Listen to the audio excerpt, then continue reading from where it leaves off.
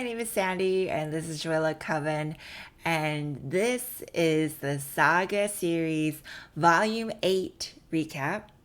If you remember at the end, oh, spoiler alert. I always forget. Literally every single video, I always forget. Spoiler alert. If you haven't read it, please go back and read it. The Saga series. We're in volume 8 now. Go back, please read it from the beginning. Don't miss any of the pages. But if you don't want to read it, and if you just want to hear me tell you about it, you can do that. You do you. But if you want to follow along, go back and read. So at the end of volume 7, Alana finds out that her baby doesn't have a heartbeat. Such a sad moment for the family. And this, what we thought was going to be this like new chapter of like a bigger family representing their hope and love, of a love that can exist, right? And so like the loss of this baby is got to be really, really tough. And so Alana and Robot Prince 4 are off on a distant planet to try to get an abortion since the fetus is still inside. And Alana and Robot Prince 4 have to pretend to be together, right? So they don't draw suspicions and so that they can get this procedure. And it turns out that Alana got secret powers after the miscarriage. Like, there's so much that we don't know about Alana, and so much that she doesn't know about herself and her body and what she's capable of. She's capable of so many amazing things, and she just has no idea. There's a family of centaur cowboys that are just murdering people right around where Alana and Robot Prince 4 are. Hazel, Alana, and Marco kind of head off to another spot where they might be able to do a late-term abortion. And Alana, with her superpowers, kind of creates this projection of her baby boy, the one that miscarried. And Petrichor is attacked by the family of centaur cowboys who are like very anti-abortion. And she's in this moment where she's about to get hanged. But Robot Prince 4 shows up and saves the day. Alana and Marco and Hazel show up to a house where this like fox shows up looking very bloody. And the fox is the one that's doing the abortion procedure. And Petrichor and Robot Prince 4 kind of like connect with one another for the very first time. And Robot Prince 4 like reveals that he's fluid, which I did not expect that, but I am a fan of that revelation.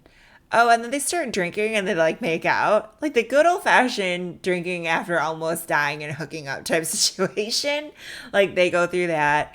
And the Will is just being straight up tortured by Ianthe, who's this like revenge blackmailer with this like almost like cone or like plague mask. And the two journalists find Princeling, Robot Prince 4's son, aka Squire and Goose like the little penguin seal.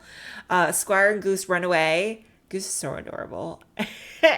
And just looks like this like cute little badass seal, but like also is very good at weapons and very sassy, but also a little aloof at the same time.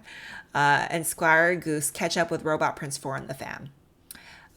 They're finally reunited, and Squire also meets Hazel for the first time. And it's really, really cute to see them together as this like huge, messy, complicated, dysfunctional family. I want to say there's this really, really, really sweet moment with Hazel and the projection of the baby boy, her baby brother. That's this really like bittersweet, like sibling love kind of moment that not very many people get to share with their sibling. And so, they both kind of explain what's going on, and she like ends up being the big sister in this one moment together. That's really beautiful. Also, like that's the end of volume 8. But I want to say, like, I really, really loved the interaction too with Petrichor and Robot Prince 4. Like, just the way that their conversation kind of happened was like really like, yeah, like he would like Robot Prince 4 was just like, oh yeah, I'm fluid, like I'm into everyone or everything and everyone, and he just very nonchalant about it, like didn't make it a big deal, and like the fact that they like connected so easily after kind of revealing that, like obviously she like Patrick had no idea, like she had no idea that he was fluid, right, and like that they were kind of attracted to one another in that way, like they just had no idea.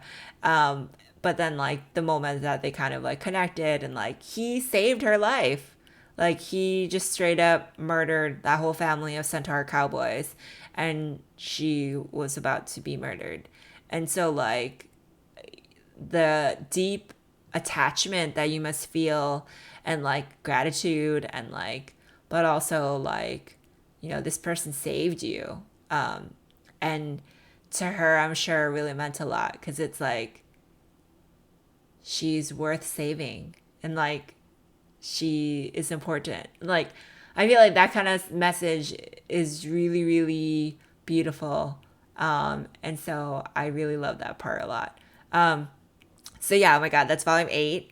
I'm trying to remember if a part is from this or not, but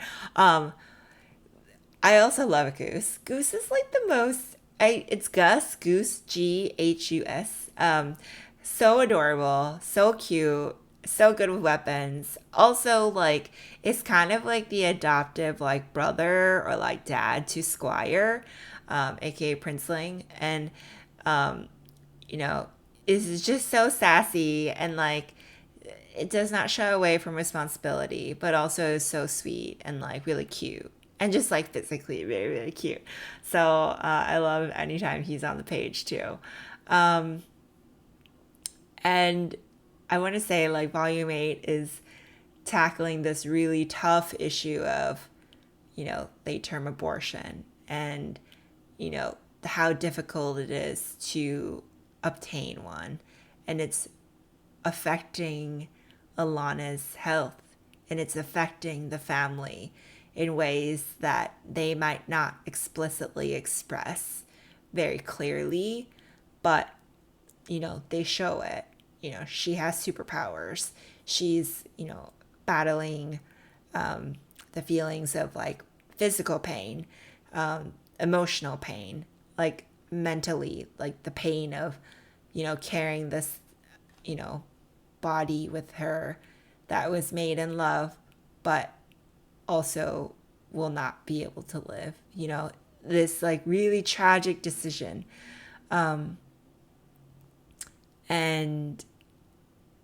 it's also really paradox with this family of centaur cowboys who are so protecting, you know, um, families and life, to the point that they're killing those that are seeking late term abortions. Like they're killing in the name of life so that they don't kill. Like it's so true and so similar to what's going on right now, and such real issues that the series is tackling, and I feel like tackles very well. So I'm really excited to see what happens in volume 9. Volume 9 is the last one I have, so this is going to be my last recap. But again, my name is Sandy. This has been Joy Like Coven, and join me for a volume 9 recap. This has been volume 8, but join me in volume 9. Thank you.